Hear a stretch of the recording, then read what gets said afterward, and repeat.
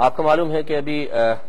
فرض علوم کے بارے میں ہمارا کلام چل رہا تھا، اور فرض علوم 3 اقسام میں منقسم ہیں، یا 3 اس کی کیٹیگریز بنائی گئی ہیں۔ پہلا علم العقائد ہوتا ہے، دوسرا علم احکام شرعیہ عملیہ، اور تیسرا گناہوں کی معرفت کا علم۔ ان تینوں علوم کا سیکھنا ہر عاقل بالغ مسلمان مرد و عورت پر فرض ہے، اور جو چیز فرض ہوتی ہے اسے ضرورت کے ترازو میں نہیں تولا جاتا۔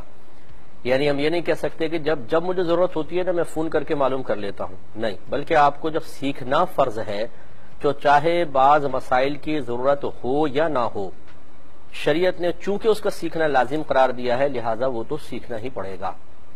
اور بعض لوگ جو انٹرنیٹ پہ سرچ کرنے بیٹھ جاتے ہیں یا کتابیں علماء کی لکھی ہوئی وہ خود پڑھ کر مسائل اخذ کرنا شروع کر دیتے ہیں،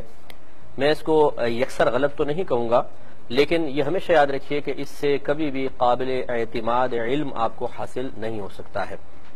قابل اعتماد علم حاصل نہ ہونا انٹرنیٹ پہ تو بالکل واضح ہے کہ ہر ایک نے اس میں جو مرضی چاہے ڈالا ہوا ہے، اور آپ کو پتہ نہیں ہوتا کہ ڈالنے والے کی علمی حیثیت کیا ہے۔ اور اگر آپ کتاب پڑھ رہے ہیں اور باقی کسی بہت ہی مستند عالم دین کی کتاب ہے، تب بھی اس سے جو کچھ آپ سیکھ رہے ہیں اس کے بارے میں ہمیشہ ڈاؤٹ فل رہیں گے کہ کیا میں 100% صحیح سمجھ پایا ہوں یا نہیں،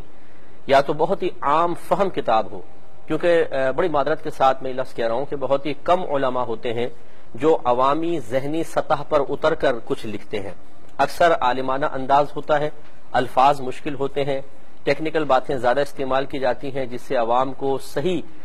نتیجہ اخذ کرنے میں تھوڑی سی دشواری ہوتی ہے، اور بسا اوقات انسان غلط مسئلہ سمجھ لیتا ہے اور اپنی دانست میں وہ یہ سمجھتا ہے کہ میں نے صحیح مسئلہ سمجھا ہے۔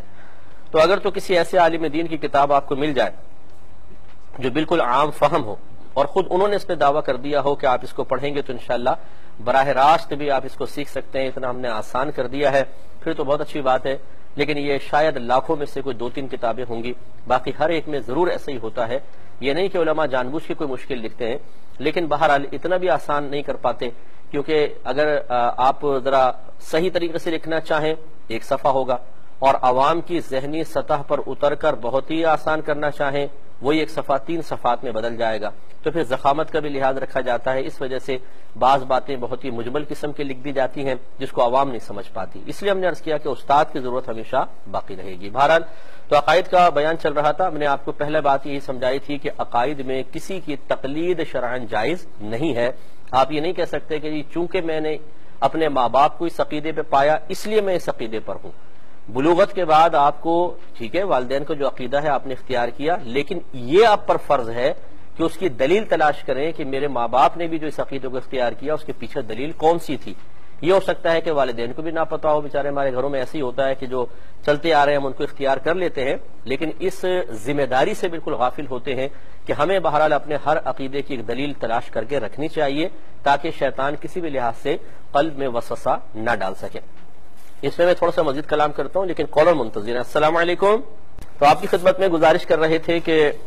عقیدہ دلیل کے ساتھ ہی سیکھا جائے گا۔ ہماری میجر مسٹیک یہی ہوتی ہے کہ ہم نے عقیدے تو ہمارے کچھ نہ کچھ ہوتے ہیں لیکن ان کے دلائل ہمارے پاس نہیں ہوتے۔ تو یہ میں نہیں کہوں گا کہ اگر آپ کے پاس عقیدے کی دلیل نہیں ہے تو جو آپ کا عقیدہ ہے وہ غلط ہے، یہ میرا دعویٰ ہرگز نہیں ہے۔ ہو سکتا ہے آپ بالکل صحیح عقیدے پر ہوں، لیکن جو عقیدہ آپ نے اختیار کیا ہوا ہے اس کے بارے میں دلائل کی تلاش بھی انتہائی ضروری ہے تاکہ آپ کا قلب مطمئن ہو۔ اور کل اگر آپ کے بچے آپ سے کویسچن کر لیں کہ جی اگر ہمارا یہ عقیدہ ہے تو اس کی دلیل کیا ہے، اور آپ جواب میں اگر صرف اتنا کہہ دیں کہ جی ہمیں تو نہیں معلوم، ہم نے تو اپنے بڑوں کو دیکھا ہے وہ اس عقیدے پر تھے، تو یہ ہو سکتا ہے کہ آپ کا عقیدہ صحیح ہو لیکن آپ کے پاس دلیل موجود نہ ہو، تو بچہ پھر تشفی کے لیے کسی ایسے شخص کے پاس چلا جائے جس کے عقائد میں کچھ فرق ہو، کچھ خرابی ہو، اور وہ اپنے پاس سے کوئی دلائل آپ کے عقیدے کے خلاف دے دے، حالانکہ آپ کا صحیح تھا، اس نے غلط عقیدے کی دلیل دے دی، تو بتائیے کہ بچہ آپ کی بات مانے کہ اس کی بات مانے؟ کیونکہ آپ کے پاس نہ قرآن کی دلیل ہے، نہ حدیث کی ہے، نہ عقل سلیم سے جو علماء نے مسائل ثابت کیے ہیں وہ کوئی دلیل موجود ہے، نہ سواد اعظم آپ کے پاس کوئی دلیل اس کی موجود ہو، اور آپ خالی صرف اتنا کہیں اپنے بچوں کو کہ چونکہ میرا یہ عقیدہ ہے تو تم بھی قبول کر لو، جس کو خود ہماری شریعت منع کر رہی ہے کہ یہ کوئی دلیل نہیں ہوتی عقیدے کی۔ تو پھر یاد رکھیے اگر آپ اپنے عقائد کی حفاظت چاہتے ہیں اور شیطان کے وساوس سے محفوظ رہنا چاہتے ہیں، اسی طرح اپنی آنے والی نسلوں کی عقائد کی حفاظت چاہتے ہیں، تو پھر آپ کو باقاعدہ یہ سب چیزیں سیکھنی چاہیے۔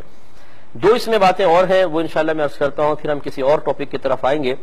ایک بات یہ ہے کہ بالفرض اگر کوئی شخص بغیر کسی دلیل کے ایک عقیدہ اختیار کیے ہوئے ہے، یعنی اس کو دلیل نہیں معلوم لیکن وہ عقیدہ درست ہے اور اس کا اسی حالت میں انتقال ہو جاتا ہے، تو کیا اس کی نجات و بخشش ہوگی یا نہیں؟ تو اس کا جواب یہ ہے کہ چونکہ وہ درست عقائد کا حامل تھا تو انشاءاللہ عز و جل اس کی بخشش ضرور ہوگی، کیونکہ اللہ تعالیٰ کا یہی وعدہ ہے کہ جس کا عقیدہ درست ہوگا وہ ضرور نجات پائے گا۔ جیسے والعصر ان الانسان لفی خسر، اللہ تعالیٰ فرماتا ہے کہ عصر کی قسم تمام انسان خسارے میں ہیں، الا الذین آمنوا وعملوا الصالحات وتواصوا بالحق وتواصوا بالصبر، اور ان خسارے سے باہر کون لوگ ہیں؟ سوائے ان کے کہ جو ایمان لائے، جنہوں نے نیک اعمال کیے اور آپس میں حق اور صبر کی تلقین کرتے رہے۔ تو ایمان لانے سے مراد عقائد کی درستگی ہی ہے۔ اس کا مطلب ہے کہ عقائد کی درستگی اس کو حاصل چونکہ تھی اور اللہ تعالیٰ نے ایسے لوگوں کو خسارے سے باہر قرار دیا تو یہ تو نجات پائے گا، لیکن یاد رکھیں کہ اس کی اس بات پر گرفت ضرور ہو سکتی ہے اور بلکہ ہونی چاہیے اور ہوگی۔ اللہ تعالیٰ معاف فرمائے تو ایک الگ بات ہے، میں ایک ضابطے کے تحت ایک بات کر رہا ہوں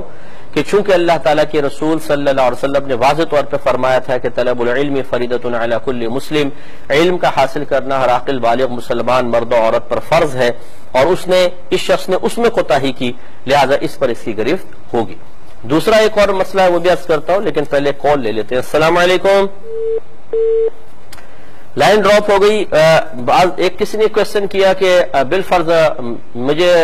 ایک عقیدہ تو پتہ ہے لیکن اس کی دلیل معلوم نہیں، میں کسی مشہور عالم دین کے پاس جاتا ہوں جن کے بارے میں گمان ہے کہ یہ بہت اچھا جواب دے سکتے ہیں، ان کے عقائد صحیح ہیں، اور میں ان سے کہتا ہوں کہ جی یہ عقیدہ درست ہے یا نہیں، اور وہ کوئی دلیل دیے بغیر خالی یہ کہتے ہیں کہ ہاں ٹھیک ہے آپ کا عقیدہ بالکل صحیح ہے، تو کیا یہ کافی ہوگا؟ دیکھیں، مستند عالم دین کی گواہی بھی بہت بڑی چیز ہوتی ہے، اس کا انکار نہیں ہے، لیکن یہ آپ کا حق ہے اور عالم دین کو چاہیے کہ اس آپ کے حق کی ادائیگی کے لیے وہ بھی اپنا ایک حق ادا کریں کہ آپ ان سے کہہ سکتے ہیں کہ اگر یہ میرا عقیدہ درست ہے تو بتائیے کہاں سے ثابت ہے، مجھے ذرا